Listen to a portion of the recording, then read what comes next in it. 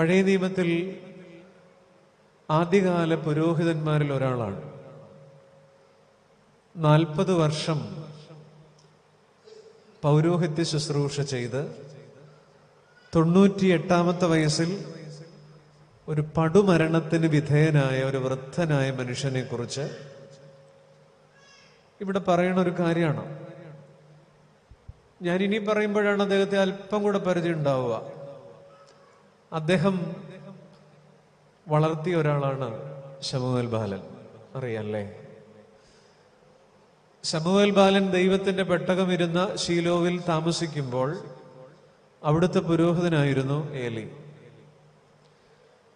ഒരു രാത്രി ശമൂവേൽ ബാലൻ ദൈവശബ്ദം കേട്ടപ്പോൾ അതെന്താണെന്ന് തിരിച്ചറിയാതെ കുഴങ്ങിയപ്പോൾ അടുത്ത മുറിയിലേക്ക് പരിഭ്രമിച്ചു ചെന്നപ്പോൾ ഏലി പുരോഹിതനാണ് പറഞ്ഞത്, ശമൂവേലേ, ഇനി ആ ശബ്ദം കേൾക്കുന്നെങ്കിൽ യഹോവേ കൽപ്പിക്കണമേ, അടിയൻ കേൾക്കാം എന്ന് പ്രതികരിക്കണം എന്ന് പറഞ്ഞു. ഓർമ്മയില്ലേ? അങ്ങനെയൊക്കെയാണ് അദ്ദേഹം, ഏലി പുരോഹിതൻ. പൗരോഹിത്യ ശുശ്രൂഷയിൽ തിളക്കമാർന്ന ഗുരുഭൂതനാണ്. എന്നാൽ അദ്ദേഹത്തിന്റെ ജീവിതം ദുരന്തമായിരുന്നു. ഇന്ന് രാത്രി ഞാൻ എന്തുകൊണ്ട് ഈ വിഷയം എടുത്തു എന്ന് എനിക്ക് കൃത്യമായൊരു ഉത്തരവുണ്ട്. ആ ഉത്തരം എന്റെ ശ്രോതാക്കളിലേക്ക് പകരണമെന്ന് എനിക്ക് ആഗ്രഹവുമുണ്ട്. അദ്ദേഹത്തിന്റെ മക്കൾ പിഴച്ച മക്കളായിരുന്നു. ഭാര്യ പേര് പറയപ്പെടുന്നില്ല. വീട് ദുരന്തത്തിന്റെ മുഖചിത്രമായിരുന്നു. ഈ ഏലി പുരോഹിതനെ കുറിച്ച് ശിഷ്യനായ ശമൂവേലിന് ദൈവം വെളിപ്പെടുത്തി കൊടുത്തതാണ്, എന്റെ മക്കളെ ശമൂവേലെ, ആ വല്യപ്പനുണ്ടല്ലോ അപ്പുറത്ത് മുറി കിടന്നുറങ്ങുന്ന ഏലി പുരോഹിതൻ എന്ന് പറയുന്ന 98 വയസ്സുള്ള പാർട്ടി, പുള്ളി ഇസ്രായേലിന്റെ പുരോഹിതനാണ്. പക്ഷേ അങ്ങേരുടെ ഭവനത്തിന് ഒരിക്കലും ഗുണം പിടിക്കില്ല. യാഗത്താലും വഴിപാടിനാലും പരിഹാരം വരികയില്ല. ഇതെന്റെ ശപഥമാണ്, ദൈവം പറയുന്ന വാക്കുകളാണ് ഞാൻ ഇന്ന് രാത്രി നിങ്ങളെ വായിച്ച് കേൾപ്പിച്ചത്. എന്റെ കൂടെ വരുന്നില്ലേ? നിങ്ങളിങ്ങനെ ശ്രദ്ധിച്ചിരിക്കണം. ഒന്നാമത് നിങ്ങൾ എന്നിൽ നിന്ന് ഒത്തിരി പുറകിലാണ് ഇരിക്കുന്നത്. അതിൻ്റെതായ ഒരു പ്രശ്നവും എനിക്ക് ഈ സമയത്തുണ്ട് എന്ന് ഐജെ മാത്യുച്ചന്റെ സാഹസം ഞാൻ കണ്ടു. അച്ഛൻ തന്നെ ഇന്ന് കസേരയൊക്കെ പറക്കിയിട്ട് കുറെ പേരൊക്കെ ഇങ്ങനെ പിടിച്ചൊന്ന് അടുക്കിയിരുത്തി. ഈ ശുശ്രൂഷയില് കേവലം ഒരു പ്രോഗ്രാം എന്നുള്ളതല്ല, ഈ 1 മണിക്കൂർ ദൈവത്തിന്റെ വചനത്തിന്റെ കൃപ നമ്മൾ അനുഭവിക്കണം. ഇല്ലെങ്കിൽ ഒരു കാര്യമില്ല. അതുകൊണ്ടാണ് ദൈവം ശപിച്ച ഒരു മനുഷ്യനെ കുറിച്ചാണ് ഞാൻ പറഞ്ഞത്, ഏലി. 1 ശമൂവേൽ 1 മുതൽ 4 വരെയുള്ള അധ്യായങ്ങൾ ഭവനത്തിൽ വായിക്കണം വ്യക്തിപരമായി. ഏലി എന്ന വാക്ക് വളരെ മനോഹരമാണ് കേട്ടോ. ഗോഡ് ഈസ് ഹൈ, ദൈവം ഉന്നതൻ എന്നാണ് പേരിന്റെ അർത്ഥം. പക്ഷേ ഇരുളും വെളിച്ചവും മാറി മാറി നിഴലിക്കുന്നൊരു ജീവിതമായി നമ്മുടെ മുൻപിൽ വർത്തമാനകാല യാഥാർത്ഥ്യങ്ങളുടെ ഒരു മഴപ്പെയ്ത്തായി, ഓർമ്മപ്പെടുത്തലായി, നമ്മുടെ മനസാക്ഷിയുടെ ശിഖരങ്ങളിൽ ചില മുറിപ്പെടുത്തലായി ചരിത്രത്തിൽ നിൽക്കുന്ന ഒരാളാണ് ഏലി. ഇന്ന് ഞാൻ രാത്രി ഇത് പറയുമ്പോൾ ഞാനും നിങ്ങളും ഒരു ഏലി പുരോഹിതനാണ് എന്ന് തോന്നാൻ വേണ്ടിയിട്ടാണ്. ഈ ദുരന്ത കഥാപാത്രത്തെ, വലിയ മനുഷ്യനായിരുന്നു, 40 വർഷത്തെ സർവീസ്, 98 വർഷത്തെ ആയുസ്, വലിയ മനുഷ്യനായിരുന്നു. പക്ഷേ ചരിത്രത്തിന്റെ ഓർമ്മയുടെ പുസ്തകങ്ങളിൽ ദുരന്തത്തിന്റെ കൈപ്പടയാളങ്ങളുമായി ഒരാൾ, ഏലി. ഇന്ന് രാത്രി എനിക്കും നിങ്ങൾക്കും ഇദ്ദേഹത്തിൽ നിന്ന് ചിലത് പഠിക്കാനുണ്ട്. അതാണ് എന്റെ ലക്ഷ്യം, അതാണ് എന്റെ ശ്രമം. പ്രിയപ്പെട്ടവരെ, ഇത്തിരി വലിയ മനുഷ്യരുടെ ഏറ്റവും വലിയ ദുരന്തം എന്ന് പറഞ്ഞാൽ എന്താണെന്നറിയാം?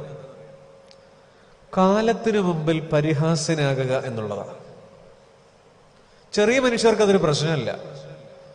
ഇതിന് സൊസൈറ്റിയിൽ, നാട്ടിൽ അറിയപ്പെടുന്നു എന്നൊക്കെ തോന്നുന്നവർക്ക് വലിയ മനുഷ്യരുടെ ഒരു ദുരന്തം കാലത്തിന് മുമ്പിൽ പരിഹാസ്യനാകുക എന്നുള്ളതാണ്.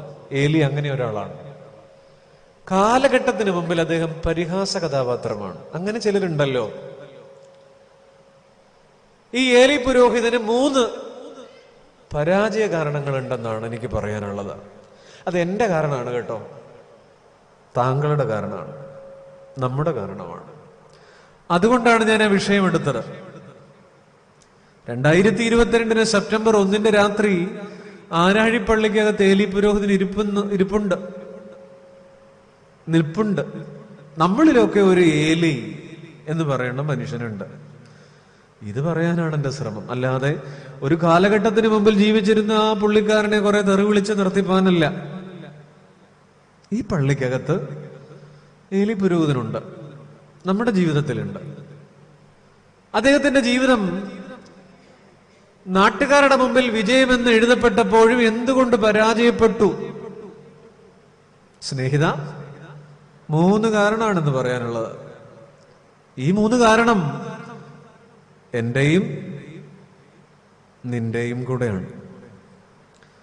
ഒന്നാമത്തെ കാരണം, ഏലി പുരോഹിതൻ കാലത്തിന് മുമ്പിൽ പരിഹസിക്കപ്പെടാൻ കാരണം, പരാജയപ്പെടാൻ കാരണം, അഴകോടെ ആരംഭിക്കുകയും അഴുക്കോടെ അവസാനിപ്പിക്കുകയും ചെയ്തു എന്നതാണ്. മനസ്സിലേക്കൊന്ന് കുറിച്ചു വെക്കൂ. A life that begins in beauty and ends in dirt. അഴകോടെ ആരംഭിച്ചു, അഴുക്കോടെ അവസാനിപ്പിച്ചു. What a beautiful beginning. Eli ശീലോവിൽ ഒരു നാട്ടിൻപുറമാണ് കേട്ടോ. സമാഗമന കൂടാരം നിലനിന്ന് യെരുശലേം ദേവാലയം ഉണ്ടാകുന്നതിന് മുമ്പ് ദൈവത്തിന്റെ പെട്ടകം വരുന്ന സ്ഥലം ശീലോവ്. അവിടുത്തെ പുരോഹിതനും ന്യായാധിപനുമൊക്കെയായി ശീലോവിലെ പുരോഹിതൻ എന്ന് പറയുന്ന ഒരു നെയിം ബോർഡ് പുള്ളിക്കാരന്റെ മതിലേൽ ഒട്ടിച്ചിട്ടുണ്ടായിരുന്നു. 25 വർഷം ജൂബിലി, വലിയ ഷാമിയാന പന്തലിട്ട് നാട്ടുകാർക്ക് ബിരിയാണി വിളമ്പി നടത്തിയതാണ്. നാട്ടിലൊക്കെ കേഴുകേട്ട ഒരാൾ. 50 വരുന്നുണ്ട്, 50 വർഷം. 40 വർഷത്തെ സർവീസ് കഴിഞ്ഞു, 98 വയസ്സ് കഴിഞ്ഞു. എന്തൊരു ഭാഗ്യവാൻ. അഴകോടെ ആരംഭിച്ചു, അഴുക്കോടെ അവസാനിപ്പിച്ചു. അദ്ദേഹത്തിന്റെ മരണം എങ്ങനെയെന്നറിയാം? ഈ വലിയ പുരോഹിതൻ മരിക്കുന്നത് മക്കള് ശുദ്ധ പിഴയാണെന്ന് ഞാൻ പറഞ്ഞില്ലേ. 2 ആൺപിള്ളേരാണ് കേട്ടോ, കൂടുതലൊന്നുമില്ല. കൂടുതലുണ്ടാകാതിരുന്നൊരു കാര്യം. ഹൊഫ്നിയും ഫിനെഹാസും. കാണിക്കാവുന്ന പണിയല്ല നാട്ടിൽ കാണിച്ച ആളുകളാണ്. അങ്ങനെ ഇരിക്കെ ദൈവത്തിന്റെ പെട്ടകം ഫെലിസ്ത്യരുടെ കയ്യിൽ പെട്ടുപോയി എന്നറിഞ്ഞൊരു വാർത്ത കേട്ടപ്പോൾ, നമ്മുടെ ഈ പള്ളിയുടെ ഉമ്മറപ്പടിയല്ല, അതിനേക്കാൾ ഉയരമുള്ള ഉമ്മറപ്പടിയിൽ വീട്ടിലിരിക്കുകയാണ് പുള്ളി. വയസ്സ് 98, നരച്ച് ജരാനരകൾ ബാധിച്ച വാർദ്ധക്യം. ഈ ദുരന്ത വാർത്ത കേട്ട് തകർന്ന് പിറകോട്ട് വീണ് കഴുത്തൊടിഞ്ഞു മരിക്കുക. എന്ത് മോശമായി പോയി. അഴകോടെ ആരംഭിച്ചു. ഇത്ര ഭംഗിയായിട്ട് ഒരു പുരോഹിതൻ എന്നുള്ള, ശീലോവിലെ പുരോഹിതൻ എന്നുള്ള ഒരു identity. But what A tragic end. ഇതൊരു ദുരന്തമാണ് അവസാനം. ഞാൻ അല്ലെങ്കിൽ വേറൊരു തരത്തിൽ പറയാം, നിയോഗങ്ങളുടെ നിറവിൽ തുടങ്ങി നീറുന്ന നിസ്സഹായതയിൽ ഒടുങ്ങി. നാട്ടില് പുലിയാണ്, വീട്ടില് ഒരു കാര്യമില്ല. പിള്ളേര് പറഞ്ഞാൽ കേൾക്കില്ല. നിസ്സഹായതയുടെ ഒരു വാർദ്ധക്യം. പ്രിയപ്പെട്ടവരെ, നമ്മൾ എന്നും പ്രാർത്ഥിക്കും, ദൈവമേ സമാധാന മനുഷ്യർക്കുള്ള നല്ല അവസാനത്തിന് ഞങ്ങളെ. അതെ, നമ്മൾ എങ്ങനെ ജീവിച്ചു എന്നുള്ളതിൽ ഒരു കാര്യമില്ല, നമ്മൾ എങ്ങനെ അവസാനിപ്പിച്ചു എന്നുള്ളതാണ്. നമ്മുടെ ജീവിതത്തിലെ ജീവിച്ചിരിക്കുമ്പോൾ നമ്മൾ കണ്ടുമുട്ടുന്ന 10,000-ങ്ങളല്ല, നമ്മുടെ മരണത്തിന് സാക്ഷിയാകുന്ന 4 or 5 പേരിലാണ് നമ്മുടെ ജീവിതത്തിന് മാർക്കിടാനുള്ള അവകാശം. കേട്ടോ, ജീവിച്ചിരിക്കുമ്പോൾ നാട് വിറപ്പിക്കണ വലിയ പാർട്ടികളാണ് നമ്മൾ. ആ കാലഘട്ടത്തിൽ കണ്ടുമുട്ടുന്ന 10,000 പേരിൽ അല്ലെന്നേ. നമ്മുടെ മരണത്തിന് സാക്ഷിയാകുന്ന 4 or 5 പേരിലാണ് നമ്മുടെ ജീവിതത്തിന്റെ മാർക്ക്. ഓൾട്ടയർ എന്ന് പറയുന്നൊരു വലിയ ചിന്തകൻ കേട്ടിട്ടില്ലേ? യേശുവിനെതിരായിരുന്നു, ബൈബിളിനെതിരായിരുന്നു. ഏതാണ്ട് 18-ാം നൂറ്റാണ്ടാണ് എന്ന് തോന്നുന്നു, എൻ്റെ ഓർമ്മ ശരിയാണെങ്കിൽ. അദ്ദേഹം മരിക്കുമ്പോൾ വലിയ തത്വചിന്തകനും അറിയപ്പെടുന്ന സ്കോളറുമായിരുന്നു. യേശുക്രിസ്തുവിനെതിരെ ശക്തമായി പ്രസംഗിച്ച ആളാണ്. അദ്ദേഹത്തിന്റെ മരണക്കിടക്കയിൽ നരകത്തെ കണ്ടുകൊണ്ട് മരിച്ചു എന്ന് എഴുതുന്നത്. അദ്ദേഹത്തിന്റെ മരണക്കിടക്കയിൽ ശുശ്രൂഷ നേഴ്സ്, പുള്ളിക്കാരിയുടെ സാക്ഷ്യം എഴുതപ്പെട്ടിട്ടുണ്ട്, ചരിത്രത്തിന്റെ ഭാഗമാണ്. പുള്ളിക്കാരി പറഞ്ഞത്, എൻ്റെ അപ്പോ എനിക്ക് മേല, ലോകം മുഴുവൻ തരാമെന്ന് പറഞ്ഞാലും ഇനി ദൈവമില്ലാത്തൊരുത്തന്റെ മരണക്കിടക്ക് നിൽക്കാൻ എന്നെ വിളിക്കരുത് എന്നാണ് ആ സിസ്റ്റർ പറഞ്ഞത്.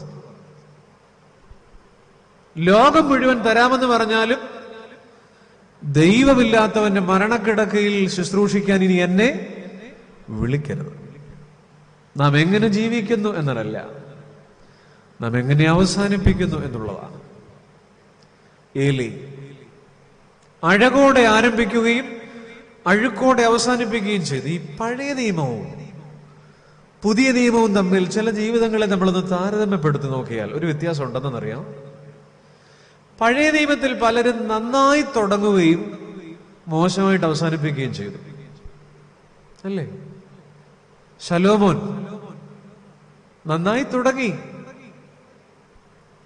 ജ്ഞാനികളിൽ ജ്ഞാനി, പക്ഷെ അവസാനിപ്പിച്ചത് എങ്ങനെയാ?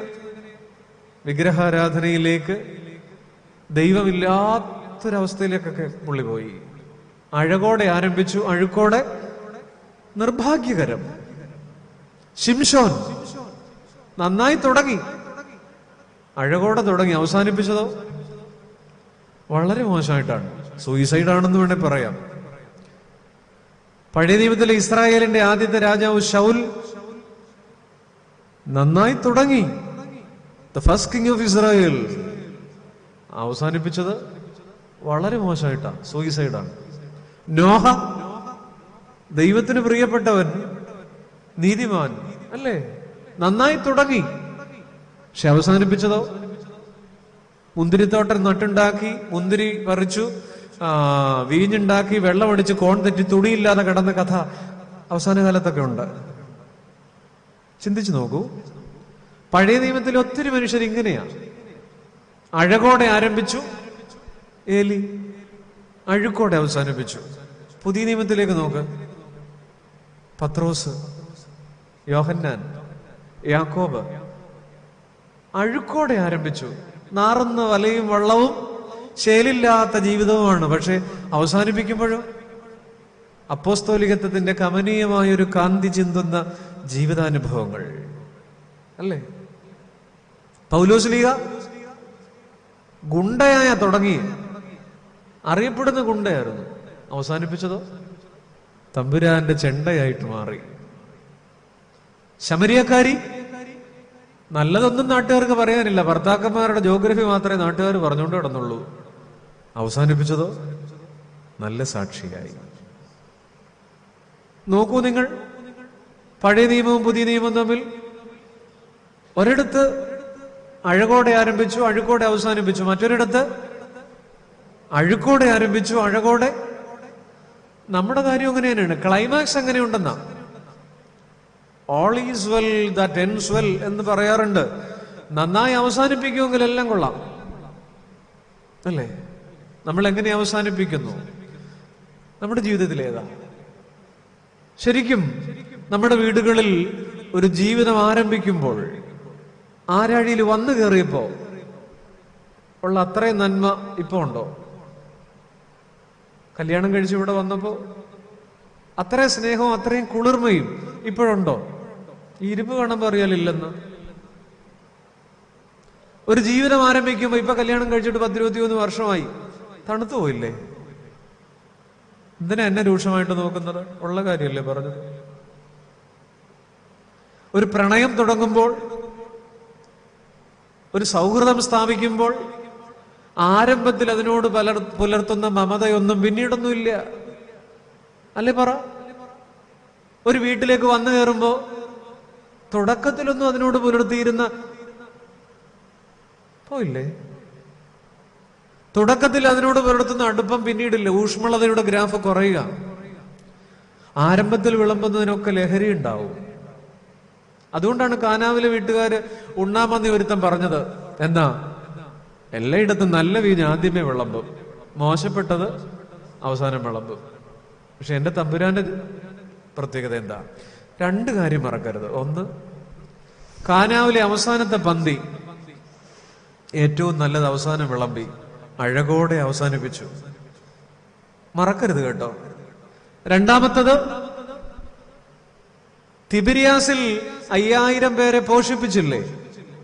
എത്ര പന്തി ഉണ്ടായിരുന്നു പറയാമോ? പറയൂ. 5000 പേരാണ്. കർത്താവ് എത്ര പേരെ വീതം ഇരുത്താനാണ് പറഞ്ഞത്? 50 പേര്. അപ്പൊ എത്ര പന്തി ഉണ്ടാവും? ഇതാ കിടക്കുന്നു. 50 പേരെ വീതം ഇരുത്താൻ പറഞ്ഞു. എത്ര പന്തി ഉണ്ടാവും? ആലോചിച്ച് സമയമുണ്ട്. 100 പന്തി. 100ാമത്തെ പന്തിയിൽ എന്തായാലും ഹരിപ്പാട്ടുകാര് നസ്രാണികളായിരിക്കും. നസ്രാണി ക്രിസ്ത്യാനികൾ നമ്മളായിരിക്കത്തില്ല, നമ്മൾ അടങ്ങിയിരിക്കത്തില്ല. നമ്മൾ 1ാമത്തേന് തന്നെ നമുക്കറിയാലോ അല്ലേ? അവസാനത്തെ പന്തിയിൽ ഇങ്ങനെ ഇരിക്കുമ്പോൾ അവരിങ്ങനെ എപ്പ കിട്ടും കിട്ടുവോ, നേരത്തെ പോയാൽ മതിയായിരുന്നേ, ആദ്യത്തേന ഇല്ല. അവരെങ്ങനെ വെയിറ്റ് ചെയ്തു, അവരെങ്ങനെ കാത്തിരുന്നു. അവസാനത്തെ പന്തിയിലും നിറച്ചു വിളമ്പി തിന്നു തൃപ്തരായി. ഉറപ്പാണ് അവസാനത്തെ പന്തിയിൽ ഒരൊറ്റ മലയാളി പോലും കാണത്തില്ല.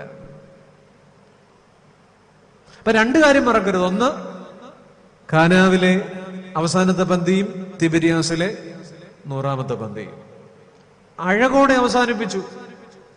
ആരാണ് യേശു? ആരാണ് ക്രിസ്തു? എല്ലാം നൽകിയതും ഏറ്റവും നല്ലത് നൽകിയതും അവസാനത്തോളം നല്ലത് നൽകിയതുമായ ഒരാളെ വിളിക്കുന്ന പേരാണ് യേശു. എല്ലാം നൽകിയതും ക്രൂശിൽ, ഏറ്റവും നല്ലത് നൽകിയതും അവസാനത്തോളം നൽകിയതുമായ ഒരാളെ വിളിക്കുന്ന പേരാണ് യേശു. പഴയ നിയമത്തിൽ ഇസഹാക്ക് കല്യാണം കഴിച്ച പെൺകുട്ടിയുടെ പേര് റെബേക്ക എന്നാണ് അല്ലേ? റെബേക്ക സുന്ദരിയായിരുന്നു.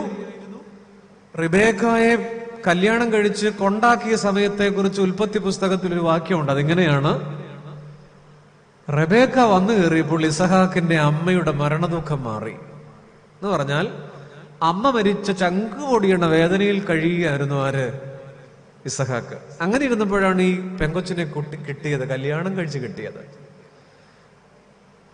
ഇവള് വന്നപ്പോ ഇസഹാക്കിന്റെ എല്ലാ ദുഃഖവും മാറത്തക്കവണ്ണം ആ വീടിന്റെ പ്രകാശ ഗോപുരമായിട്ട് അവള് മാറി. ആര്? റബേക്ക. നല്ല മരുമോള്, നല്ല ഭാര്യ, അഴകോടെ ആരംഭിച്ചു. എന്നാൽ അവസാനം ഞാൻ പറയട്ടെ, ഇസഹാക്ക് കണ്ണു കാണാൻ മേലാതെ പഴന്തുണി കിടക്കയിൽ 8 പോലെ ചുരുണ്ട് കിടക്കുമ്പോ മക്കള് അടുത്ത് വേട്ടയിറച്ചിയുടെ ഒക്കെ കാര്യം അറിയാലോ. ഭർത്താവിന്റെ അന്ധതയെ മുതലെടുക്കാൻ മക്കളുടെ തലയണ മന്ത്രത്തിൽ കൂടി ഭർത്താവിന് പണി കൊടുത്ത ഭാര്യയായിട്ട് ആര് മാറി? റെബേക്ക. ആരാഴിപ്പള്ളിയിൽ റെബേക്ക ഉണ്ടോ? വന്നു കയറിയ റെബേക്കയല്ല അവസാനം, വന്നു കയറിയ റെബേക്കയല്ല. ആരംഭത്തിൽ എന്നാ അടിപൊളി അഭിപ്രായമായിരുന്നു നാട്ടുകാർക്കൊക്കെ. കിട്ടുകയാണെങ്കിൽ ഇതുപോലൊരു മരുമോളെ കിട്ടണമെന്ന് പറഞ്ഞ് നാട്ടുകാരൊക്കെ അവസാനം ഈ ഇസഹാക്കിന്റെ ജീവിതത്തെ ചതിക്കാൻ കൂട്ടുനിന്നൊരു ഭാര്യയായിട്ടുള്ള മാറിയില്ലേ? അഴകോടെ ആരംഭിച്ചു, അഴുക്കോടെ നീണ്ടു നിൽക്കുന്നതും നിലനിൽക്കുന്നതുമായൊരു സ്നേഹം അല്ലെ? നീണ്ടു നിൽക്കുക. ഇന്ന് നമുക്ക് പ്രശ്നം ഇത് സ്നേഹമൊക്കെ ഉണ്ട്, പക്ഷെ ഇത് നീണ്ടു നിൽക്കുന്ന ഒരു നൈരന്തര്യം ഉണ്ടോ എന്നുള്ളതാണ്. ഈ മാത്തമാറ്റിക്സ് പഠിക്കുന്ന കുഞ്ഞുങ്ങൾക്കറിയാം, ഈ 2 ടേം ഉപയോഗിക്കും ഇക്വേഷൻ ഒക്കെ ചെയ്യുമ്പോൾ. ഒന്ന് കോൺസ്റ്റന്റ് എന്നും 2 വേരിയബിൾ എന്നും. ഇവിടെ ചെറുപ്പക്കാർ കുഞ്ഞുങ്ങൾ കുറവാണ്, അവർക്കാണെങ്കിൽ കുറച്ചുകൂടെ മനസ്സിലായേനെ. ചില ടേമിനെ വിളിക്കുന്നത് കോൺസ്റ്റന്റ് എന്ന്, അതൊരിക്കലും മാറത്തില്ല, കോൺസ്റ്റന്റ് ആണ്. ചിലതിനെ വിളിക്കുന്നൊരു വേരിയബിൾ എന്നാണ്, മാറും. ഇക്വേഷന്റെ സ്വഭാവം അനുസരിച്ച് മാറും. Constant and variable. ഒരു ചൊല്ലുണ്ട്, in today's world I love you is a mathematical function. I love is a constant but you is a variable. മനസ്സിലായില്ല? കുറച്ച് മനസ്സിലായാൽ മതി, പിള്ളേർക്ക് മനസ്സിലാകാനുള്ളതാണ്. In today's world I love you is a mathematical function. I love is a constant but you is a. വല്ല മനസ്സിലായോ? മനസ്സിലായി. ഞാൻ സ്നേഹിക്കുന്നു എന്നുള്ളതൊരു കോൺസ്റ്റന്റാ, ഒരു മാറ്റവും ഇല്ല. പക്ഷെ യു അതാരെയാണെന്നുള്ളതാണ് വ്യത്യാസം. മാറിക്കൊണ്ടിരിക്കുകയാണ്. ഇന്ന് നമ്മുടെ കുട്ടികൾ, ഈ പുതുതലമുറ ഏറ്റവും പോസിറ്റീവായിട്ട് ഉപയോഗിക്കുന്ന ഒരു നെഗറ്റീവ് വാക്കുണ്ട്, അറിയാമോ? ബ്രേക്കപ്പ്. അച്ഛോ, അത് ബ്രേക്കപ്പായി. 8ാം ക്ലാസ്സിൽ തുടങ്ങിയതായിരുന്നു. അടുത്ത കാലത്ത് ഞാനൊരു പെങ്കൊച്ചിനെ കണ്ടു. ഇവിടെ ഒരു 3 വരയുണ്ട്, 3 വര, ബാക്കിയൊന്നും ഞാൻ പറയുന്നില്ല. 3 ബ്രേക്കപ്പിൻ്റെതാണ്. അവൾക്കൊരു അല്പം ഇങ്ങനെ ഒരു സൈക്കോളജിക്കൽ പ്രോബ്ലം കൂടെ ഉണ്ട്. പെട്ടെന്ന് നിരാശ വന്ന അവൾ വീണുപോകും. 3 തവണയും രക്ഷപ്പെട്ടു. വര പേനായുടെ വരയല്ല, മനസ്സിലായില്ലേ? Breakup. I love you is a constant but you is a variable. മാറിക്കൊണ്ടിരിക്കുകയാണ്. 8ാം ക്ലാസ്സിൽ തുടങ്ങും, 9ാം ക്ലാസ്സിൽ പൊട്ടും, 10ാം ക്ലാസ്സിലെടുത്തിട്ട് കിട്ടും. ഒന്നല്ല, ഒരേ സമയം 2ഉം 3ഉം ഒക്കെയാണ്. ആരും ഇങ്ങനെയൊന്നും നോക്കിയിട്ട് കാര്യമില്ല. ഉള്ള കാര്യമാണ് ഞാൻ പറയുന്നത്. സ്നേഹത്തിന്റെ നൈരന്തര്യം നീണ്ടു നിൽക്കുന്ന ഒന്നുണ്ടോ എന്നുള്ളതാണ്. ആദ്യത്തെ ആഘോഷമൊക്കെ ഉള്ളു. ഇപ്പോ ആദ്യത്തെ ആഘോഷമൊക്കെ ഉള്ളൂ. ഹണിമൂൺ എന്നുള്ള പദം കേട്ടിട്ടില്ലേ? ഹണിമൂൺ. ഹണിമൂൺ എന്ന് പറഞ്ഞാൽ എന്താ? കല്യാണം കഴിഞ്ഞിട്ട് വലിയ താമസമില്ലാതെ ഭാര്യയും ഭർത്താവൂടെ എവിടെങ്കിലുമൊക്കെ യാത്ര പോകുന്നതിന്റെ പേരാണിത്. ഇത് പറയാൻ എന്നെ പറ്റി പറഞ്ഞപ്പോഴേ പിള്ളേർ പോയി. ഹണിമൂൺ വല്ല മൂന്നാറിലോ കുളു മണാലിയിലോ സിംലയിലോ ഒക്കെ പോകുന്ന പേര്. ഇതിന്റെ പേരാണെന്ത്? പറയൂ. ഹണിമൂൺ. ഈ വാക്കുണ്ടാകുന്നത് എങ്ങനെയെന്നറിയാം? ഇതൊരു നല്ല വാക്കല്ല, എനിക്ക് തോന്നുന്നില്ല. ഹണി എന്ന് പറഞ്ഞാൽ എന്താ? തേൻ. ഈ തേൻ എന്നൊരാളെ വിളിക്കുന്നത് എപ്പോഴാണ് നമ്മള്? പൊന്നേ, തേനേ, ചക്കരേ, കരൾ, എപ്പോഴാണ് വിളിക്കണത്? എല്ലാം ഇങ്ങനെ ഏതാണ്ട് കളഞ്ഞു പോയതുപോലെ ഇരിക്കുകയാണ്. സ്നേഹം കൂടുമ്പോഴാണ് ഈ മറുപടി വേണം കേട്ടോ. പൊന്നേ തേനെ എന്ന് വിളിക്കുന്നത് ഇങ്ങനെയാ, സ്നേഹം കൂടുമ്പോഴാണ്. മൂൺ എന്ന് പറഞ്ഞാൽ എന്താ? മൂൺ, ചന്ദ്രൻ, ആകാശത്തെ ചന്ദ്രൻ. പൂർണ്ണചന്ദ്രന്റെ പ്രത്യേകത എന്താ? ഒരു മേഘത്തിൽ നിന്ന് മാനത്തേക്ക് വന്ന് നല്ല പൂനിലാവ് പരത്തി അടുത്ത മേഘക്കീറിൽ പെട്ടെന്ന് മറയും. ഈ നിലാവെന്ന് പറയുന്ന ഒരു കാൽപ്പനിക ഭാവമാണ്. നിലാവിന് സ്നേഹത്തിന്റെയും വാത്സല്യത്തിന്റെയും ഒക്കെ ഒരർത്ഥമാണ് നിലാവിനുള്ളത്. നിലാവ്. അപ്പൊ ഈ നിലാവെന്ന് പറഞ്ഞാൽ, മൂണെന്ന് പറഞ്ഞാൽ ഇതാണ്. ഒരു മേഘത്തിൽ നിന്ന് പ്രകാശം പരത്തി അടുത്ത മേഘത്തിനുള്ളിലേക്ക് പെട്ടെന്നങ്ങ് മറയും. ഹണിമൂൺ എന്ന് പറഞ്ഞാൽ ഈ സ്നേഹം വഴിഞ്ഞൊഴുകുന്ന കാലഘട്ടം പെട്ടെന്നങ്ങ് തീർന്നു പോകും. പെട്ടെന്നങ്ങ് പ്രത്യക്ഷമായി പെട്ടെന്നങ്ങ് മറഞ്ഞു പോകുന്ന സ്നേഹത്തിന്റെ കാലത്തെ വിളിക്കുന്ന പേരാണ്. അത്രയും മതിയല്ലോ. ഇന്ന് വന്നുകൊണ്ട് അത്രയും പ്രയോജനമെങ്കിലും ഉണ്ടാവണം. ഇത് പോസിറ്റീവ് അല്ല. പിന്നെ എന്നാ? ഉറങ്ങല്ലേ? നെഗറ്റീവാ. ഇങ്ങനെ തീർന്നു പോകാനുള്ളതാണോ? പെട്ടെന്ന് തീർന്നു പോകാനുള്ളതാണോ? അല്ലേ? ഒരു ചോദ്യമാണ്. നമ്മുടെ കല്യാണമൊക്കെ ഒത്തിരി ആഘോഷങ്ങളിലാണ്, വലിയ ബഹളങ്ങളിൽ നമ്മൾ ആരംഭിക്കുകയാണ്. പക്ഷെ നമ്മുടെ കല്യാണം നടക്കുമ്പോൾ ഒത്തിരി സൈലന്റ് ക്വസ്റ്റ്യൻ ഉണ്ട്. എന്താ? നിശബ്ദ ചോദ്യങ്ങൾ. വെഡിങ് കേക്ക് മുറിക്കും, അല്ലേ? മണവാളിനും മണവാട്ടിയും പരസ്പരം പങ്കുവയ്ക്കും. വിവാഹവേദയിലെ ഏറ്റവും മനോഹരമായ വിരുന്നുമേശയാണത്. അവിടെ ഒരു ചോദ്യം ഉണ്ടെന്നറിയാം. ഇന്നെന്റെ മധുരം സ്വീകരിക്കുന്നു, നാളെ എന്റെ കയ്പും സ്വീകരിക്കുമോ? അതാണ് ചോദ്യം. അത് പറ്റുമോ? ഈ സൈലന്റ് ക്വസ്റ്റ്യൻ അവിടെ ഉണ്ട്. അറിഞ്ഞിട്ടുണ്ടോ?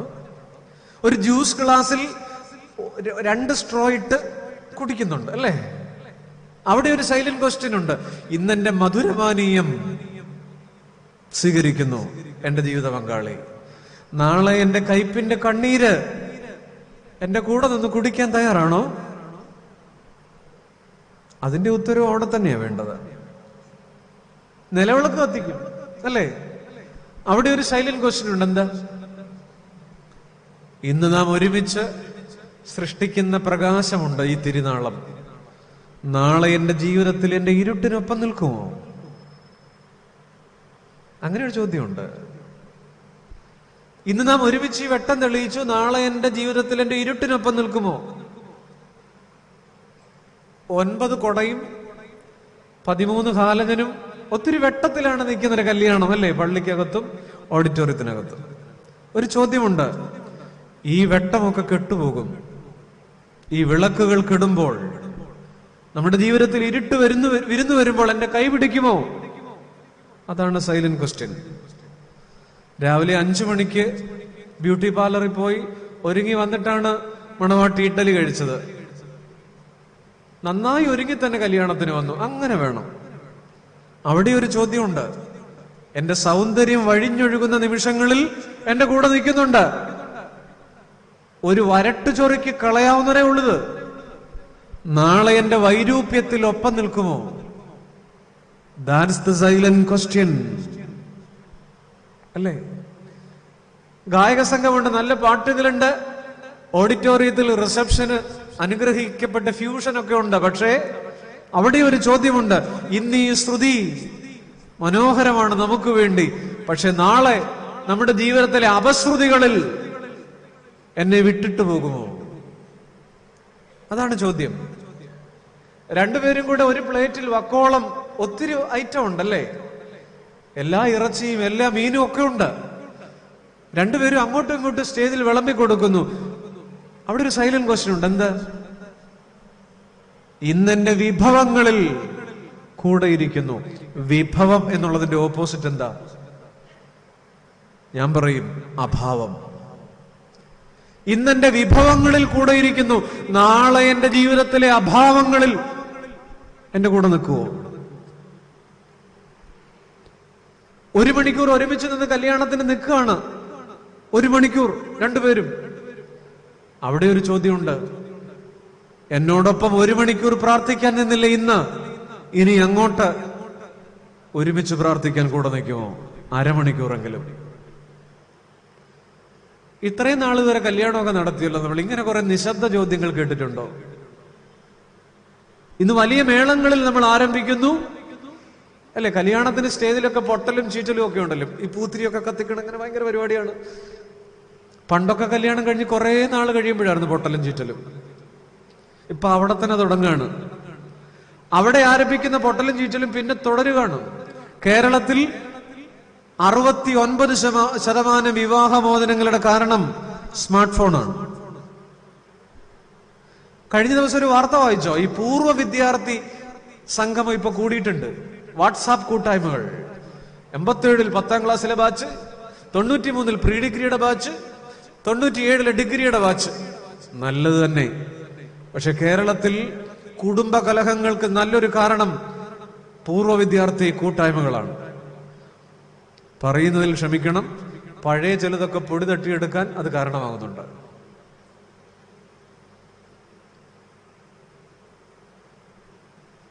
വലിയ ആഘോഷങ്ങളിലും മേളക്കൊഴുപ്പുകളിലും ഒക്കെ മുന്നോട്ട് പോകുമ്പോൾ അഴകോടെ ആരംഭിച്ച് അഴുക്കോടെ അവസാനിപ്പിക്കുക. ഏലി പുരോഹിതൻ 98-ാമത്തെ വയസ്സിൽ ഇങ്ങനെയൊരു മരണമായിരുന്നു പ്രിയപ്പെട്ടവരെ അദ്ദേഹം അർഹിച്ചിരുന്നത് അല്ല. നമ്മുടെ ജീവിതത്തിലെ ഞാൻ ചോദിക്കുന്നതിന് ഉത്തരം പറയണം. 1-ാം പകുതിയിലെ സൗന്ദര്യമാണോ 2-ാം പകുതിയിലെ ഐശ്വര്യമാണോ ഓർമ്മിക്കപ്പെടുക? പറയൂ അല്ലെ? ഒരു മാമോദീസാക്കി അല്ലെ ഒരു പേരിടയിലിന് ഒരു കല്യാണത്തിനൊക്കെ പോയിട്ട് വന്ന് നമ്മൾ പറയും, എന്നെ കാണാൻ നല്ല രസമല്ലേ, നല്ല സൗന്ദര്യമാണ്. എന്നാൽ ഒരു 85 വയസ്സുള്ള ഒരു അമ്മച്ചി മരിച്ചു കിടക്കുമ്പോൾ പറയൂ, എന്നാ സുന്ദരിയാ? പറയൂ, ഓ അമ്മച്ചി മരിച്ചു കിടക്കുന്നുണ്ട്, എന്നാ ഐശ്വര്യ. 1-ാം പകുതിയിലെ സൗന്ദര്യമല്ല, 2-ാം പകുതിയിലെ ഐശ്വര്യമാണ് ഓർമ്മിക്കപ്പെടുക. ജീവിതത്തിന്റെ നിയോഗങ്ങളെ കുറിച്ച് ഓർത്തു നോക്കിക്കുക പ്രിയപ്പെട്ടവരെ. അവനവന്റെ പ്രായം ഒന്ന് ചിന്തിച്ച്, ഞാനും ചിന്തിക്കുക, ഈ പ്രായത്തിൽ ആലോചിച്ച് നോക്കിക്കേ. കാലം കഴിയും തോറും നമ്മുടെ ജീവിതത്തിൽ അഴകോടെ ആരംഭിച്ചത് പലതും അഴുക്കോടെ മുന്നോട്ട് പോകുന്നില്ലേ എന്നുള്ളൊരു ചോദ്യമാണ്. ഇപ്പം നമ്മുടെ കയ്യിലിരിക്കുന്ന വേദപുസ്തകം ഉണ്ടല്ലോ, അതിനു പുറത്ത് ഓർത്തഡോക്സ് പാരമ്പര്യത്തിൽ കുറേയേറെ പുസ്തകങ്ങൾ കൂടിയുണ്ട്, അപ്പോക്രിഫ പുസ്തകങ്ങൾ. അതിനകത്ത് ഒരു പുസ്തകമാണ് തോബിത്തിന്റെ പുസ്തകം. തോബിത്തിന്റെ പുസ്തകം. ഈ തോബിത്തിന്റെ പുസ്തകത്തിൽ മണിയറയിലെ പ്രാർത്ഥനയുണ്ട്. മണിയറയിലെ പ്രാർത്ഥന ആദ്യത്തെ ദിവസം രാത്രി തോബിത്ത് പ്രാർത്ഥിക്കുന്നുണ്ട്. മണിയറയിലേക്ക് തന്റെ ഭാര്യ കടന്നു വരുമ്പോൾ തോബിത്ത് പ്രാർത്ഥിക്കുന്നത് ഇങ്ങനെയാണ്: കർത്താവേ, ഞാൻ ഇവളെ സ്വീകരിക്കുന്നത് ജഡീകമായ അഭിലാഷത്താലല്ല, നിഷ്കളങ്കമായ പ്രേമത്താലാണ്. മരണം വരെ ഒരുമിച്ച് യാത്ര ചെയ്യാൻ അനുഗ്രഹിക്കണമേ. ഞാൻ വേദപുസ്തകത്തിലെ കാര്യം പറഞ്ഞേ. തോബിത്ത് പ്രാർത്ഥിക്കുകയാണ്: കർത്താവേ, ഞാൻ ഇവളെ സ്വീകരിക്കുന്നത് ജഡീകമായ അഭിലാഷത്താലല്ല, നിഷ്കളങ്കമായ പ്രേമത്താലാണ്. മരണം വരെ ഒരുമിച്ച് യാത്ര ചെയ്യാൻ അനുഗ്രഹിക്കണമേ. നമുക്ക് പറയാമല്ലേ, പൗലോസ്ലീഹ പറഞ്ഞു, ഓട്ടം തികച്ചു, വിശ്വാസം കാത്തു, നീതിയുടെ കിരീടം. അതെ, ഓട്ടം തികച്ചു എന്ന് പറയാനൊക്കോ? നമുക്ക് നല്ല പോർ പൊരുതി. ആര് മരിച്ചാലും മരണ വീടുകളിലൊക്കെ അങ്ങനെ പ്രാർത്ഥിക്കും. ഞങ്ങൾ അച്ഛന്മാരൊക്കെ ചെന്ന് പ്രാർത്ഥിക്കുമ്പോൾ ഈ വാക്യം എടുത്ത് പ്രാർത്ഥിക്കും. എന്താ? കർത്താവേ, ഈ പ്രിയപ്പെട്ട ദാസി, ഈ പ്രിയപ്പെട്ട കർത്തൃദാസൻ നല്ല പോർ പൊരുതി, ഓട്ടം തികച്ചു, വിശ്വാസം കാത്തു. എവിടെ? എന്നാ പോരാ? മരുമോളുമായിട്ടോ കഴിഞ്ഞ 26 വർഷമായിട്ട് ഒടുക്കത്തെ പോരായിരുന്നു. നല്ല പോർ പൊരുതി. ഓട്ടം. എന്നാ ഓട്ടമായിരുന്നു അറിയാമോ? 1-ാം തീയതിയൊക്കെ അവധി ആയതുകൊണ്ട് 31-ാം തീയതിയൊക്കെ എന്നാ ഓട്ടമായിരുന്നു. പൗലോസ്ലീഹയെ കുറിച്ച് പറയുന്നതാ. അവിടെ എല്ലാം ഉപയോഗിച്ചിരിക്കുന്ന ഒരു പാസ്റ്റ് ടെൻസ് ആണ്. തികച്ചു, പൊരുതി, കാത്തു, അഴകോടെ അവസാനിപ്പിച്ചുവോ എന്നുള്ളതാണ് ചോദ്യം. ഏലി പുരോഹിതന്റെ പരാജയം എന്റെയും സുഹൃത്തെ താങ്കളുടെയും പരാജയം തന്നെ അല്ലേ? നന്നായി തുടങ്ങി, പക്ഷെ മോശമായിട്ട് പലപ്പോഴും അവസാനിപ്പിക്കുക. നിയോഗങ്ങളുടെ നിറവിൽ തുടങ്ങി, കുറവുകളുടെ വിയോഗങ്ങളുടെ കുറവിൽ ഒടുങ്ങി. രണ്ടാമത്തെ കാര്യം നമുക്ക് ചിന്തിക്കാം, ദൈവം എന്റെ ജീവിതത്തിൽ ഒരു ഏലി പുരോഹിതനില്ലേ? കാലം കഴിയും തോറും കുറെ അഴുക്ക് കൂടി വരുന്നില്ലേ? 2, ഏലി പഴയ നിയമത്തിലെ വലിയൊരു മനുഷ്യൻ. ഇത്രമാത്രം ദുരന്തത്തിന്റെ മരണത്തിലേക്ക് പോവാൻ രണ്ടാമത്തെ കാരണം നീറുന്ന നിസ്സഹായതയുടെ വാർദ്ധക്യമാണ് എന്നുള്ളതാണ്. A life that burns in the helplessness of old age. എനിക്ക് പറയാനുണ്ട് കേട്ടോ നിങ്ങളോട്, ഈ സദസ്സിനോട് എനിക്ക് പറയാനുണ്ട്. കാലഘട്ടത്തിന്റെ ചിത്രം അതിനകത്തുണ്ട് കേട്ടോ. നിസ്സഹായതയുടെ വാർദ്ധക്യം. ഏലി പുരോഹിതന്റെ യൗവനം, മധ്യവയസ്സ്, നാട്ടുകാർക്ക് തന്നെ പബ്ലിക് ഇമേജ് ആയിരുന്നു. അറിയാം, ആ മനുഷ്യൻ പറഞ്ഞാൽ നാട്ടുകാർ അംഗീകരിക്കുമായിരുന്നു. ദൈവാലയത്തിൽ അദ്ദേഹം ഒരു വാക്ക് പറഞ്ഞാൽ എല്ലാവരും കേൾക്കുമായിരുന്നു. പുറത്ത് അദ്ദേഹത്തിന്റെ വാക്കിന് വിലയുണ്ടായിരുന്നു. What a public image, what a polished public image.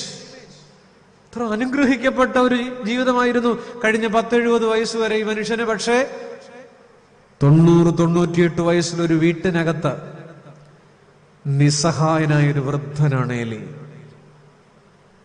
മക്കൾ ഹൊഫ്നിക്കും ഫിനെഹാസും അല്ലേ? ഹൊഫ്നിയും നിങ്ങൾക്കറിയോ, വേദപുസ്തകത്തിൽ ആ 2 ആമ്പിള്ളേർക്ക് കൊടുത്തിരിക്കുന്ന അത്ര മോശമായ വിശേഷണം ബൈബിളിൽ ഒരു മക്കളെ കുറിച്ച് എഴുതിയിട്ടില്ല. എന്താ എഴുതിയിരിക്കുന്നത് അറിയാം? ഏലി പുരോഹിതന്റെ മക്കൾ നീചന്മാരും യഹോവയെ ഓർക്കാത്തവരുമായിരുന്നു. ഇത്തിരിയുടെ കടത്ത് ഞാൻ പറയാം. ഇംഗ്ലീഷ് ബൈബിളിൽ എഴുതിയിരിക്കുന്നത് the sons of Eli were scoundrels. Scoundrel എന്ന് പറഞ്ഞാൽ എന്താ മലയാളം? താന്തോന്നി, തെമ്മാടി എന്നാണ്. The sons of Eli were scoundrels. ബൈബിളിൽ ഈ പുരോഹിതന്റെ മക്കളെ കുറിച്ച് കൊടുത്തിരിക്കുന്ന വിശേഷണം തെമ്മാടിക്കൂട്ടം എന്നാണ്. 50-ലും 40-ലും 60-ലും ഒക്കെ നാട്ടിൽ വിലയുണ്ടായിരുന്ന ഒരു മനുഷ്യന്റെ 90-കൾ വീട്ടിനകത്ത് ചതഞ്ഞൊടുങ്ങുക. കുറെ ഏലിമാർ ഹരിപ്പാട്ടില്ലേ? ആയ കാലത്ത് സുൽത്താനെ പോലെ ജീവിച്ചിരുന്ന പലരും വാർദ്ധക്യത്തിൽ അനങ്ങാനാകാതെ വീടുകളിലുള്ളവരുണ്ട്. വല്ലാതെ വാർദ്ധക്യം നീറുന്ന ഒരു സമൂഹമാണ് ഭാരതത്തിലെ വാർദ്ധക്യം. ക്ഷേമ പെൻഷനും കുടുംബ പെൻഷനും ഒക്കെ കൊടുക്കുന്നു എന്നുള്ളതൊക്കെ ശരിയാണ്. പക്ഷേ ലോകത്ത് അത്ര തൃപ്തികരമായ ഒരു ഓൾഡ് ഏജ് ഉള്ള രാജ്യമല്ല ഇന്ത്യ. സ്വസ്ഥമായ വാർദ്ധക്യം കിട്ടുന്ന നാടല്ല ഭാരതം. ഏലി, ഒരുപാട് വീടുകളിൽ ചില ഏലിമാരുണ്ട്. അത് അപ്പച്ചന്മാരാകാം, അമ്മച്ചിമാരാകാം. 60-ലും 70-ലും 50-ലും ഏലി പുരോഹിതന് നാട്ടുകാരുടെ ഇടയിൽ വിലയുണ്ടായിരുന്നു. പക്ഷെ 90-ലും 80-ലും 95-ലും പിള്ളേർ വരയ്ക്കും. അവിടെ കിടന്നോണം. ആ മനുഷ്യൻ പറഞ്ഞാൽ ആരും കേൾക്കില്ല. ആ പിള്ളേരുടെ പാപം എന്തോരെന്നറിയാം? ഏലി പുരോഹിതന്റെ മക്കൾ ഒന്നാമത്തെ പാപം, ശീലോവിലെ സമാഗമന കൂടാരത്തിൽ ശുശ്രൂഷ ചെയ്യുന്ന ബാല്യക്കാരത്തികളുമായി ദുർമാർഗ ജീവിതം നയിച്ചു. അടിപൊളി അല്ലേ? 2, യഹോവയുടെ വഴിപാടിനെ നിന്ദിച്ചു. ഹോമയാഗം കഴിക്കുന്ന കാളയുടെ മാംസം വേകുന്ന സമയത്ത് അനുഷ്ഠാനങ്ങൾ പൂർത്തിയാക്കുന്നതിന് മുമ്പ് മുപ്പല്ലി കൊണ്ട്, 3 പല്ലുള്ള ഒരു വലിയ സാധനം കൊണ്ട് കുത്തി ആ മാംസം എടുത്തുകൊണ്ട് പോകും. ദൈവത്തിന്റെ വഴിപാടിനെ നിന്ദിച്ചു. യാഗം കഴിക്കാൻ വന്ന ജനത്തോട് അപമര്യാദയായി പെരുമാറി. അനുസരണം കെട്ട തലമുറ. മക്കളെ ശാസിച്ചു വളർത്താൻ ഏലിക്ക് പറ്റിയില്ല. അവസാനം മക്കളുടെ ശാസനയിൽ അപ്പന്റെ ശ്രേഷ്ഠമായ ഐഡന്റിറ്റിയുടെ ബലത്തിൽ അഹങ്കരിച്ച മക്കൾ നമ്മുടെ നാട്ടിലില്ലേ? നമ്മുടെ വീട്ടിലില്ലേ? അപ്പന്റെ കാശിനും വീട്ടിലെ പണത്തിലും അഹങ്കരിക്കുന്ന തലമുറ, ഏലിയുടെ തലമുറ ഉണ്ട്, നമ്മുടെ ഇടയിലുണ്ട്. അപ്പന്റെ ഐഡന്റിറ്റിയിൽ അഹങ്കരിച്ച തലമുറ ഏലിയുടെ തലമുറ. നിസ്സഹായരാകുന്ന മാതാപിതാക്കൾ കാലഘട്ടത്തിന്റെ മുഖപടമാണ്. ക്ലീൻ പബ്ലിക് അഡ്രസ് ഉള്ള എത്രയോ പിതാക്കന്മാർ വീട്ടിനുള്ളിൽ നീറിയൊടുങ്ങുന്നുണ്ട്, ഉപദ്രവമേൽക്കുന്നുണ്ട്, പുറത്തു പറയാനാകാതെ. പ്രിയപ്പെട്ടവരെ, ഏലി പുരോഹിതൻ നമ്മുടെ വീടുകളിലെ ചില പ്രായമുള്ള മനുഷ്യരാണ്. വേദപുസ്തകത്തിലേക്ക് നോക്കുക നിങ്ങൾ. യാക്കോബ് മക്കള് എത്ര എണ്ണമാ അല്ലേ? 1ഉം 2ഉം അല്ല. എത്ര മക്കളാ പറ? അയ്യോ, 12. ആ പെങ്കൊച്ചിനെ പിന്നെ ആരും വളർത്തും? 13 ദീന ഉൾപ്പെടെ 13 13 മക്കൾ. പക്ഷേ അവസാന കാലത്ത് വയ്യാതെ കിടക്കുമ്പോ ജോസഫിന്റെ മരണവാർത്തയൊക്കെ വ്യാജമായി സൃഷ്ടിച്ച് അപ്പന്റെ അടുത്ത് വരുമ്പോൾ ഉൽപ്പത്തി 37-ന്റെ 35-ലും 42-ലും ഒക്കെ ഈ യാക്കോബിന്റെ വാർദ്ധക്യത്തിന്റെ കണ്ണീര് കാണാം. നിങ്ങൾ എന്റെ നരയെ ദുഃഖത്തോടെ പാതാളത്തിലേക്ക് ഇറക്കുമാറാക്കും എന്ന് പറയുന്നൊരു യാക്കോബുണ്ട്.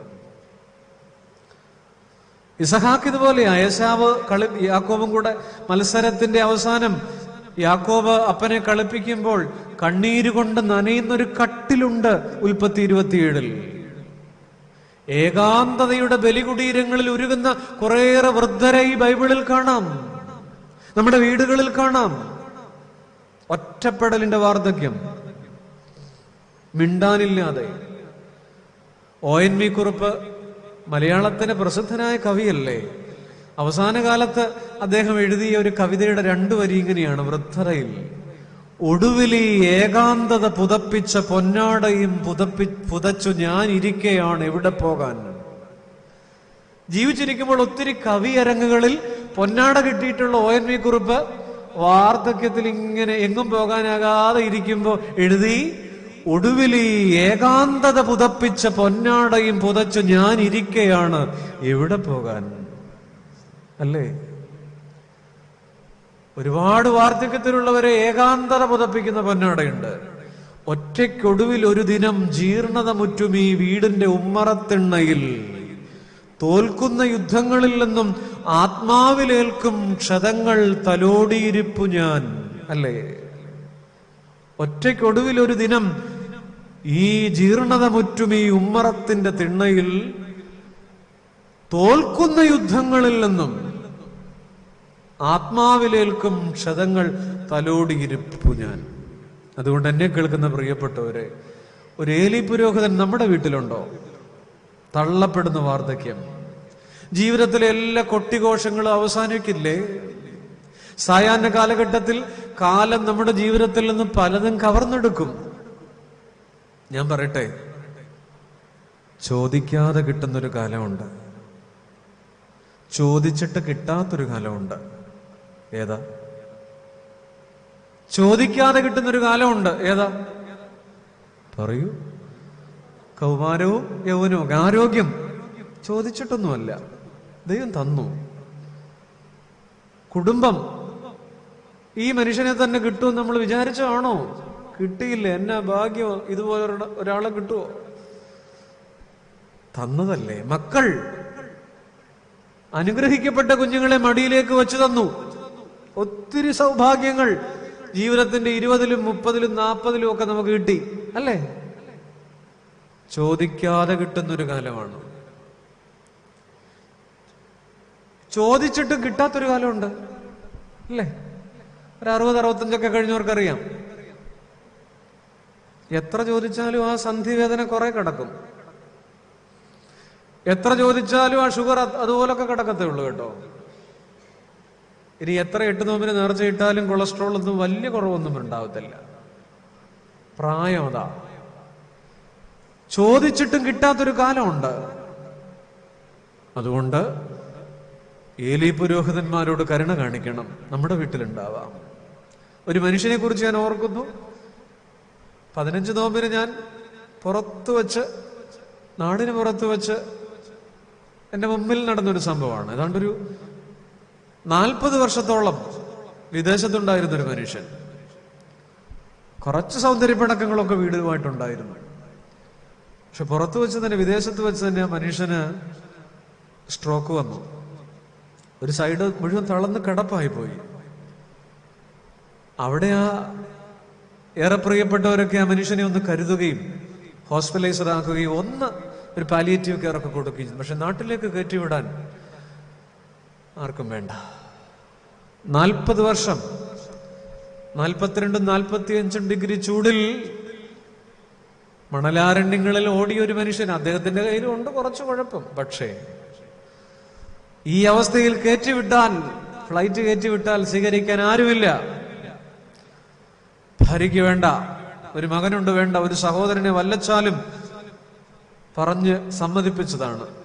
ഒരു നിമിഷം കൊണ്ട് ആ സഹോദരനും അഭിപ്രായം മാറ്റി. ആർക്കും വേണ്ട. ആരേറ്റെടുക്കും? 40 വർഷം പുറത്ത് ജീവിച്ചയാളാണ്. ഒരു ഏലി പുരോഹിതൻ നമ്മുടെ ചുറ്റുമുണ്ട്. കാഴ്ചയും കേൾവിയും ആരോഗ്യവും ബലവും ഒക്കെ ക്ഷയിക്കുമ്പോ ചലനം പോലും നിഷേധിക്കപ്പെട്ട ചില വൃദ്ധരെയൊക്കെ എനിക്കറിയാം. ഒരു വീട്ടില് ഞാൻ ഒരമ്മച്ചിയെ കണ്ടു. തികഞ്ഞ വാർദ്ധക്യം, മക്കള് നാട്ടിലില്ല. ഒരു സെർവന്റ് ഉണ്ട്. ആ അമ്മച്ചിയെ കുളിക്കുന്നൊരു സ്റ്റൂളിലൊക്കെ ഇരുത്തി കുളിപ്പിക്കുന്ന ആ ബാത്റൂമിലൊരു ചെറിയ ഓസ് ചുറ്റിയിട്ടേക്കുന്നത് ഞാൻ കണ്ടു. ഈ സെർവന്റിന് അടുത്ത് നിന്ന് ഒന്ന് കുളിപ്പിക്കാനുള്ള ഒരു മനസ്സുകേട് കൊണ്ടായിരിക്കും ഈ ഓസൊക്കെ ഫിറ്റ് ചെയ്തിട്ടാണ് ദൂരെ നിന്ന് ഇങ്ങനെ. പോത്തിനെയൊക്കെ കുളിപ്പിക്കുന്നത് നമ്മൾ കണ്ടിട്ടുള്ളൂ അങ്ങനെ അല്ലേ? പോത്ത്, കാളയൊക്കെ ഓസ് വെച്ച് കുളിപ്പിക്കുന്നു. ഏലി പുരോഹിതർ നമ്മുടെ ചുറ്റുമുണ്ട് അല്ലേ? മറന്നു പോകരുത്. ചോദിക്കാതെ കിട്ടുന്ന ഒരു കാലമുണ്ട്, ചോദിച്ചിട്ടും കിട്ടാത്തൊരു കാലം നമുക്കും കാത്തിരിക്കുന്നു. ആരും വിഷമിക്കരുത്, നമുക്കും വരും. ഐസക് ന്യൂട്ടന്റെ 3rd ലോ പോലെ for every action there is an equal and opposite reaction. വരും, കിട്ടും. പൊന്നു തൂക്കണ അളവിൽ നമുക്കും തിരിച്ചു കിട്ടും, സംശയമൊന്നുമില്ല. വൃദ്ധത. ഈ കോവിഡ് കാലത്ത് TV-യിൽ വന്നൊരു പരസ്യം എൻ്റെ മുമ്പിലുണ്ട്. ഈ വാർദ്ധക്യത്തിലുള്ളവരുടെ കോവിഡ് കാലത്തെ നിസ്സഹായത വിളിച്ചു പറയുന്ന ഒരു പരസ്യമാണ്. പരസ്യം ഇങ്ങനെയാണ്: ഒരു വീട്ടിൽ ഹാളിൽ ഒരു മുത്തശ്ശനും മുത്തശ്ശിയും ഇരിക്കുന്നു. അവരിങ്ങനെ വെറുതെ ഇരിക്കുകയാണ്, ഒന്നും ചെയ്യാനില്ല, വീടിന് പുറത്തിറങ്ങാൻ ഒക്കത്തില്ല. അപ്പൊ ഒരു മകനുണ്ട്, ചെറുപ്പക്കാരൻ, അവിടെ ഇരിക്കുന്ന പുള്ളി മൊബൈലിലാണ്. ഈ മുത്തശ്ശനും മുത്തശ്ശിയും കണ്ണിൽ നോക്കിയിരിക്കുന്നു. ഇടയ്ക്ക് ഈ മുത്തശ്ശൻ ഒന്ന് എഴുന്നേൽക്കുന്നുണ്ട്. അപ്പൊ മോൻ ചോദിച്ചു, എവിടെ പോന്നു? കറണ്ട് ബില്ല് അടയ്ക്കണം. അപ്പൊ ഈ ചെറുപ്പക്കാരൻ പെട്ടെന്ന് മൊബൈലിലേക്ക് എന്തോ ഒന്ന് ആപ്പ് എടുത്തു, അടച്ചു. അവിടെ ഇരുന്നോളാൻ പറഞ്ഞു. അല്പം കഴിഞ്ഞ് ഈ മനുഷ്യൻ വീണ്ടും എഴുന്നേറ്റു. എവിടെ പോന്നു? വാട്ടർ ബില്ല് അടച്ചില്ല, ഇന്ന് ലാസ്റ്റ് ഡേറ്റ.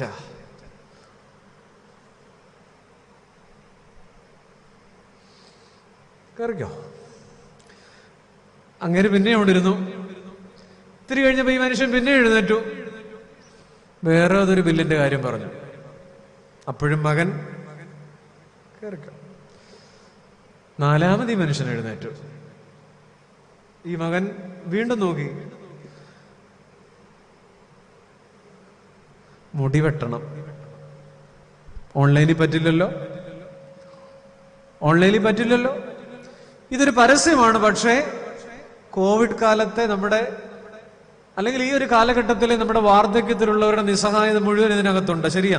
പള്ളിയിൽ പോകണമെന്നൊക്കെ പറഞ്ഞപ്പോ കുവൈറ്റിലുള്ള ചെക്കൻ, കാനഡയിലുള്ള മോള് പറഞ്ഞു, അടങ്ങി അവിടെ കാണും ഇരുന്നോണം, നാട്ടിലെങ്കിൽ വെറുതെ പണിയുണ്ടാക്കരുത്. ഫ്ലൈറ്റ് ടിക്കറ്റ് ഒക്കെ എന്നാ റേറ്റാന്ന് വല്ല പിടിയുണ്ടോ? വീട്ടിലിരുന്ന് പ്രാർത്ഥിച്ചാൽ മതി, കേട്ടോളും. ഐജെ മാത്യുവിനെ അറിയാം. പെടച്ചില്ലേ നമ്മൾ പള്ളി വരാൻ? പ്രായമുള്ളവർ പ്രത്യേകിച്ചു. പ്രിയപ്പെട്ടവരെ, 84 വർഷത്തെ വൈധവ്യം അനുഭവിച്ച ഒരു സ്ത്രീ പുതിയ നിയമത്തിലുണ്ട്. ആര്? ഹന്ന. 84 വർഷം വിധവയാണ്. പക്ഷെ അവളുടെ മുഖത്ത് തെളിഞ്ഞു നിൽക്കുന്ന ഒരു പൂർണ്ണചന്ദ്രന്റെ നിലാവ് ലൂക്കോസ് എവങ്കേലിയോസിൽ വരച്ചു കാണിക്കുന്നുണ്ട്. അതാണ് വാർദ്ധക്യത്തിന്റെ സമാധാനം. പരിമല തിരുമേനി പറഞ്ഞതുപോലെ ദൈവാശ്രയം. അവൾ ദേവാലയത്തിൽ തുടർന്നു. പരിമല തിരുമേനി എന്താ പറഞ്ഞത്? പ്രാർത്ഥന എന്നൊരു വാർദ്ധക്യത്തിലെ സമാധാനം. പ്രിയപ്പെട്ടവരെ, ഏകനായി പോയി, ഒറ്റപ്പെട്ടു പോയി എന്ന് വാർദ്ധക്യത്തിന്റെ 2 സങ്കടങ്ങൾ അനുഭവിക്കുന്ന ഒത്തിരി വീടുണ്ട്.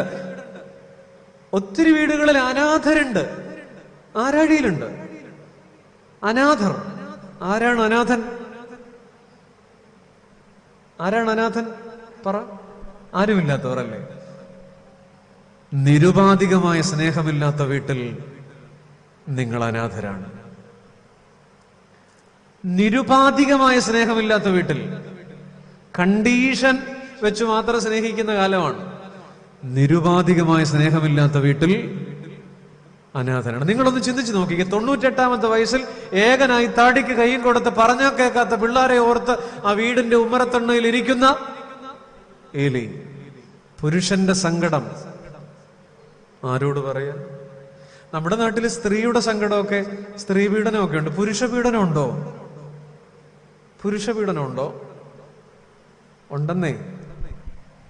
അടുത്ത കാലത്ത് ഞാൻ എവിടെയോ വായിച്ചതാണ്, രാജ്യത്ത് കഴിഞ്ഞ വർഷം എവിടെയോ ഞാൻ വായിച്ചതാണ്, പുരുഷന്മാർക്കായി, പുരുഷന്മാരുടെ പരാതി കേൾക്കാൻ ഒരു ഹെൽപ്പ് ഡെസ്ക് 10 സംഘടനകൾ. 70,000-ഓളം പരാതികളാണ് കഴിഞ്ഞ വർഷം ചെന്നത്. കേരളത്തിൽ നിന്ന് 700-750 പരാതികൾ ഉണ്ടായി. പുരുഷന്മാരുടെ പരാതി. ഈ ജീവിതശൈലി രോഗങ്ങൾ കൂടുതൽ പുരുഷനാണ്, സ്ത്രീക്കല്ല. ആണുങ്ങൾ ഇങ്ങനെ കരയില്ല, സ്ത്രീ കരയും, അല്ലേ? ഇങ്ങനെ എവിടെങ്കിലുമൊക്കെ നമ്മുടെ ദേഷ്യമൊക്കെ തീർക്കും, സങ്കടമൊക്കെ തീർക്കും. ആണുങ്ങൾ ഇങ്ങനെ അകത്തോട്ടേ കരയുള്ളൂ. അകത്തോട്ട് കരയുന്നതിന്റെ പേരാണ് നെടുവീർപ്പ്. പുരുഷനിങ്ങനെ പലപ്പോഴും ഇങ്ങനെ മുന്നോട്ടും പിന്നോട്ടും വയ്യാത്ത സ്ഥിതിയിൽ നടുക്ക, ഉണക്കമീന്റെ അവസ്ഥയാണ്. ജലാംശമൊക്കെ നഷ്ടപ്പെട്ട് കണ്ണീരൊക്കെ വറ്റി, കണ്ണീരൊക്കെ കരഞ്ഞ്, കണ്ണീരൊക്കെ ഇറങ്ങി മീശ വളർന്ന് ഇങ്ങനെ നടക്കുവാൻ. ഉണക്കമീൻ്റെ അവസ്ഥയാണ്, കരയുകയല്ല. ഈ സ്ത്രീക്ക് ദേഷ്യം വന്നാൽ വേവ് പോലെയാണെന്നാ പറയും. വേവെന്ന് പറഞ്ഞ് തിരമാല. സ്ത്രീക്ക് ദേഷ്യം വന്നാൽ അതിങ്ങനെ പിള്ളേരുടെ പുറത്ത്, അലൂമിനിയം പാത്രത്തിന്റെ പുറത്ത്, സ്റ്റീൽ പാത്രത്തിന്റെ പുറത്ത്, ഫ്രിഡ്ജിന്റെ ഡോറ്, അടുക്കളയുടെ കതക്, അതിലൊക്കെ തീരും. തിരമാല പോലെ. തിരമാലയുടെ പ്രത്യേകത എന്താ?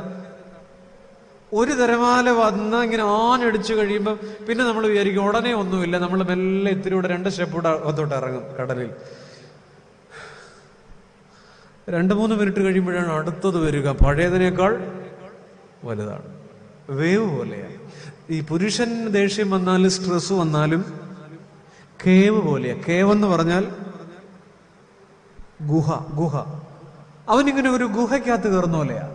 പിന്നെ 3 ദിവസത്തേക്ക് തീറ്റ എടുക്കുകയല്ല, 4 ദിവസത്തേക്ക് മിണ്ടുകയല്ല, ഭാര്യയുടെ മുഖത്ത് നോക്കുകയല്ല, വീട്ടിൽ വൈകിയേ വരുള്ളൂ. ഇങ്ങനെയുള്ള കുറെ അഭ്യാസങ്ങൾ കാണിക്കും. പുള്ളി അങ്ങനെ ഏകനാവും. ഇവിടുത്തെ കാര്യമല്ല, ഞാൻ വേറെ ഒരു സ്ഥലത്തെ, സിംബാബ്വേക്കും ഉഗാണ്ടയ്ക്കും അപ്പുറമുള്ള ഒരു സ്ഥലത്തെ ഒരു ഗോത്രവർഗത്തിലെ കാര്യമാണ് പറയുന്നത് കേട്ടോ.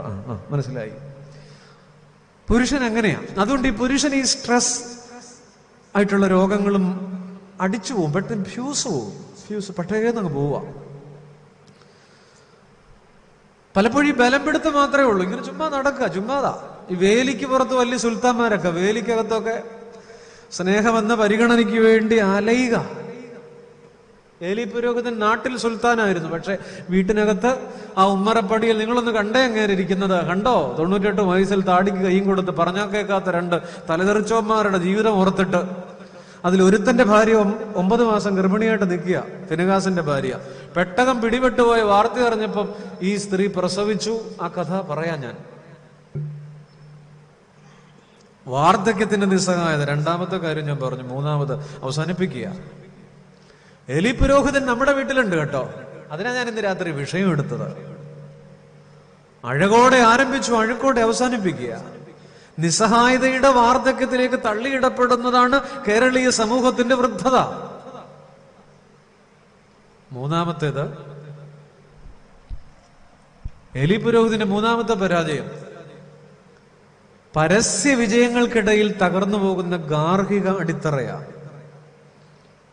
പരസ്യ വിജയങ്ങൾക്കിടയിൽ തകർന്നു പോകുന്ന ഗാർഹിക അടിത്തറ. Domestic bases crumble in the midst of public victories. നാട്ടില് പബ്ലിക് വിക്ടറീസ് ഒത്തിരി ഉണ്ട്, പക്ഷെ വീട്, ഞാൻ പറഞ്ഞില്ലേ, he was A successful priest, വിജയിച്ച പുരോഹിതൻ. ശമൂവേൽ ബാലന്റെ ഗൈഡാണ്.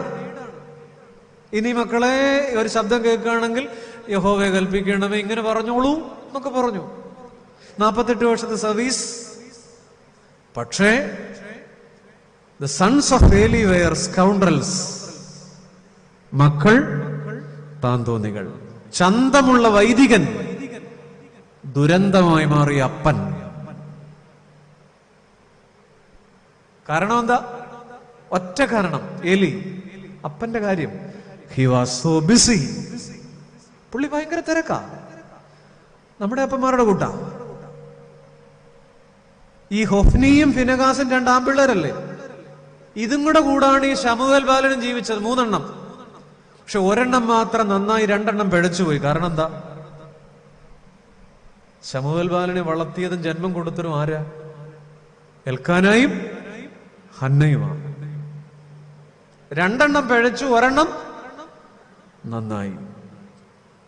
ഏലി പുരോഹിതന്റെ പ്രശ്നം അതാണ്.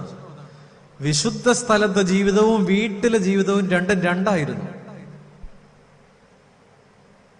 ഏലിയുടെ പ്രശ്നം വീട്ടിലെത്താത്ത ആരാധന.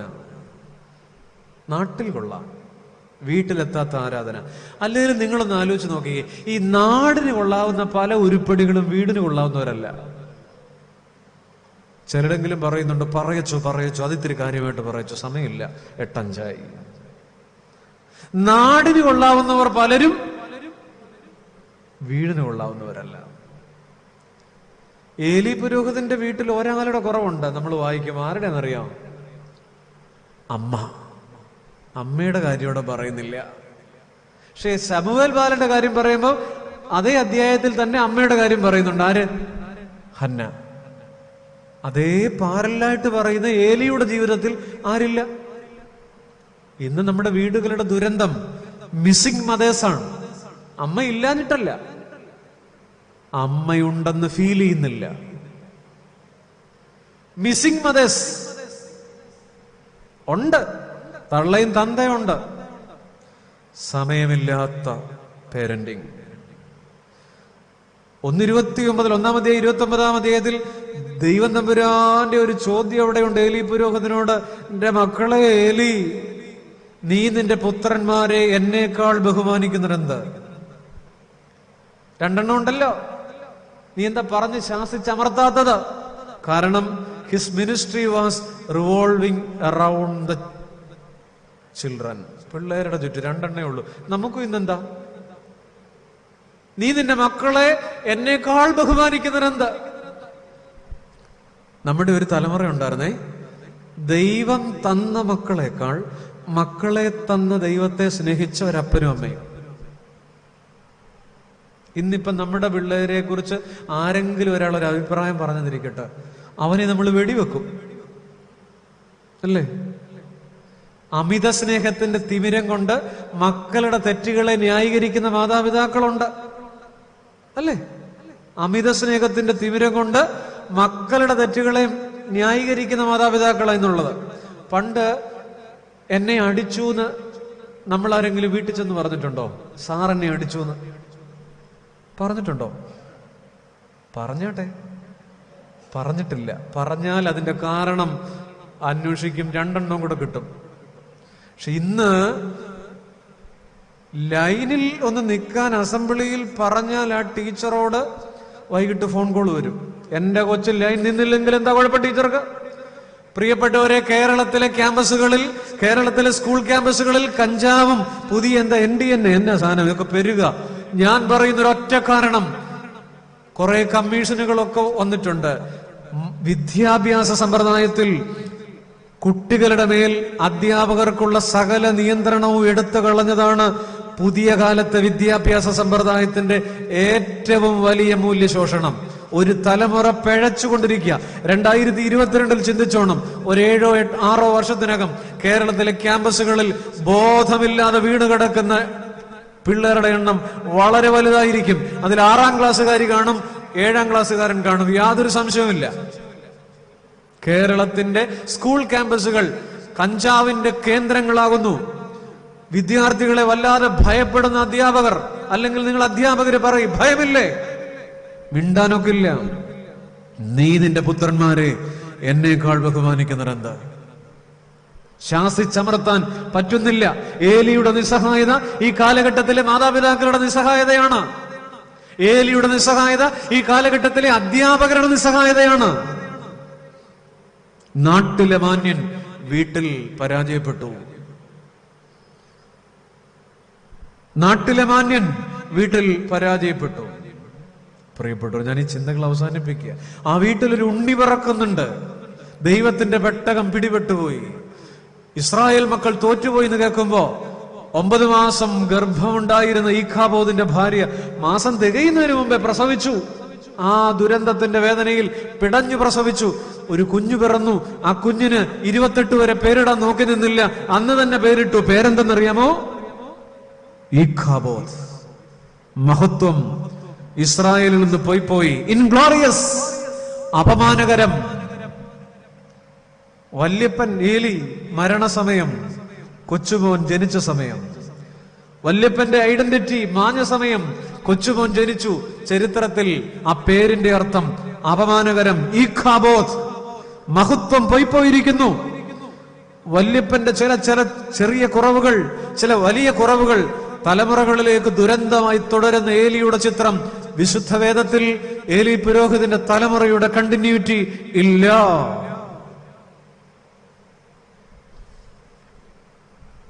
നാം എങ്ങനെ ഓർക്കപ്പെടുന്നു? ഞാൻ ആദ്യം പറഞ്ഞില്ലേ, ജീവിതത്തിൽ നമ്മുടെ ബിസിനസ് കാർഡുകളോ നമ്മുടെ പദവികളോ നമ്മുടെ നെയിം ബോർഡുകളോ ഒന്നുമല്ല. നമ്മുടെ മരണത്തിന് സാക്ഷിയാകുന്ന 2 3 പേരിലാണ് നമ്മുടെ ജീവിതത്തിൻ്റെ മാർക്ക് ഇടാനുള്ള അവകാശം. ഏലി അഴകോടെ ആരംഭിച്ചു, അഴുക്കോടെ അവസാനിപ്പിച്ചു. ഏലി നിസ്സഹായതയുടെ ഒരു വാർദ്ധക്യം. നമ്മുടെ വീടുകളിൽ ഏലി പുരോഹിതരുണ്ട്. 3, ജീവിതത്തിൽ മക്കളെ ശാസിച്ചില്ല, വീട് തകർന്നുപോയി. രാത്രി എന്നെ കേട്ടിരുന്നവർക്ക് നന്ദി.